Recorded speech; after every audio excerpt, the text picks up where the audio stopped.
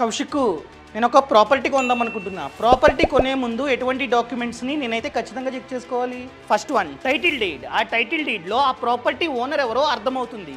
So నువ్వైతే sale deed అడుగు, అనగా విక్రయ దస్తావేజు, అందులో క్లియర్గా ఉంటుంది. Second one, link documents. So last 30 ఇయర్స్గా ఆ ప్రాపర్టీ ఎన్ని చేతులు మారిందో ఆ లింక్ డాక్యుమెంట్లో క్లియర్గా ఉంటుంది.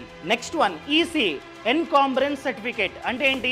అందులో ఆ ప్రాపర్టీ ఓనర్ ఆ ప్రాపర్టీని తనఖా చేసి లోన్ తీసుకుంటే క్లియర్గా ఉంటుంది. Next one, conversion certificate. For example, city బయట ఒక ప్లాట్ కొన్నావు, ఇంతకు ముందు అది అగ్రికల్చరల్ ల్యాండ్. ఒకవేళ ఆ ప్లాట్లో నువ్వే కనుక ఇల్లు కట్టాలంటే ఖచ్చితంగా కన్వర్షన్ సర్టిఫికేట్ ఉంటే మాత్రమే కట్టాలి, లేకపోతే కట్టకూడదు.